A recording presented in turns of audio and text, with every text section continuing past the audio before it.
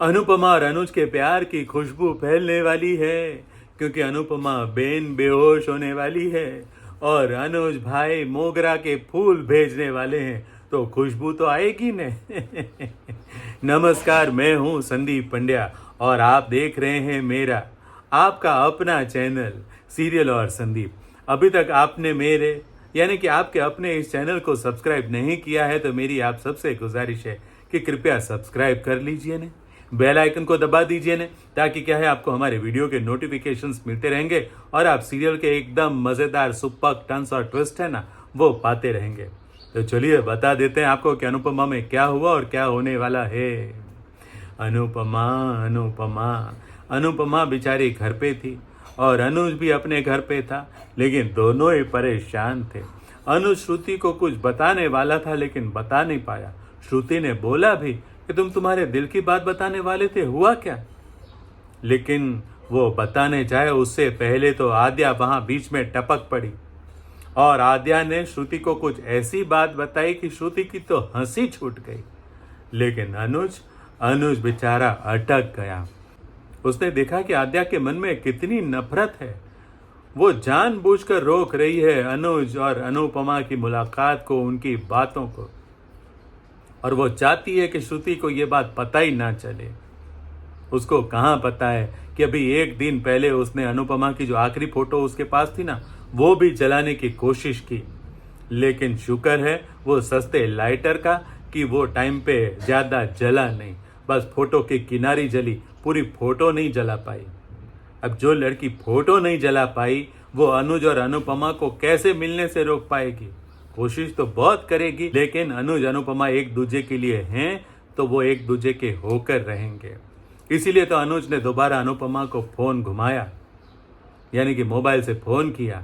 अनुपमा ने रिसीव भी किया, लेकिन उससे पहले अनुज ने एक वॉइस नोट भेजा था और उसमें बोला था कि मैं तुमसे मिलना चाहता हूँ, बहुत सारे सवाल उसके जवाब ढूंढना चाहता हूँ।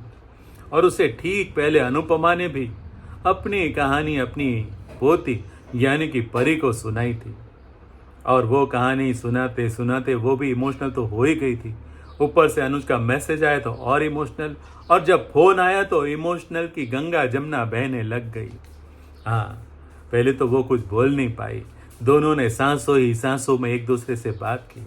फिर अनुज के मुंह से जब अनु सुना तो अनुपमा की आंखों से आंसुओं का बांध टूट गया। लेकिन फिर बाद में दिल भी टूटा, क्योंकि वहीं पर छोटी अनु यानी कि आद्या आ गई और उसने अपने पापा को रोका और अनुपमा के लिए कुछ ऐसी ऐसी बातें बोली जो अनुपमा ने सुनी तो उसको पता चल गया कि उसकी छोटी, उसकी बेबली उसको कितनी नफरत करती है। फिर तो क्या था, अनुपमा मानो दोबारा डिप्रेशन में चली गई। वो दोबारा इतना रोई कि ऐसा लग रहा था कि अमेरिका में बाढ़ आ जाएगी भैया। दूसरी तरफ आद्या इतना गुस्सा हो गई कि घर से बाहर निकल गई और बीच सड़क पे ड्रामा शुरू।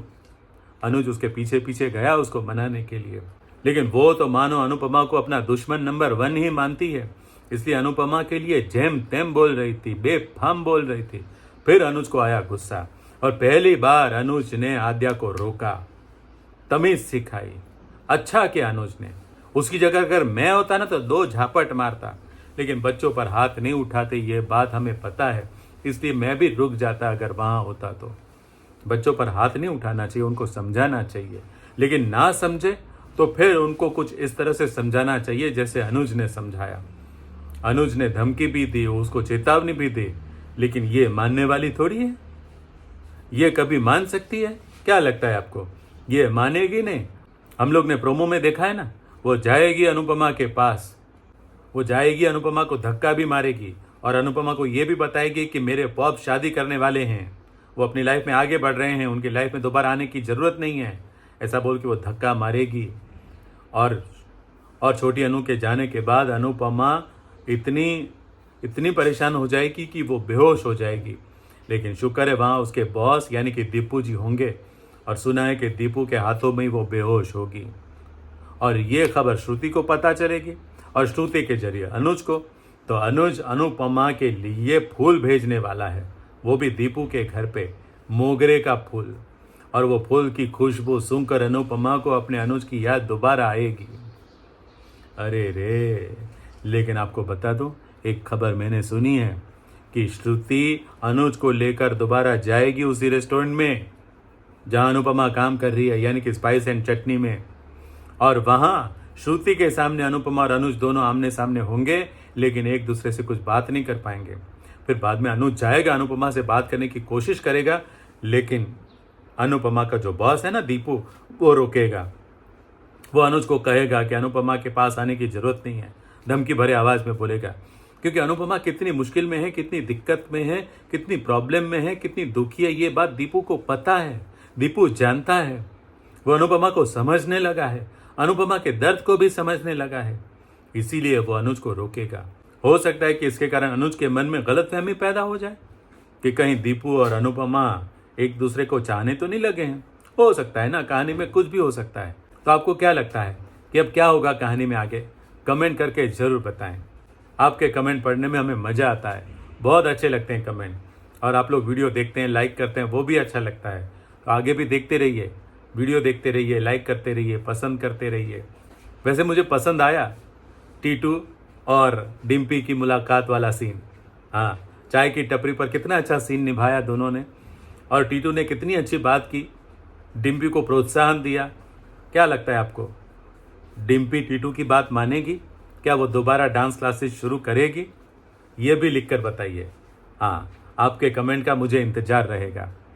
तो कैसा लगा आज का वीडियो? अच्छा लगा तो लाइक कीजिए, शेयर कीजिए, और हाँ, सब्सक्राइब करना मत भूलिए। ओके, जय श्री कृष्ण।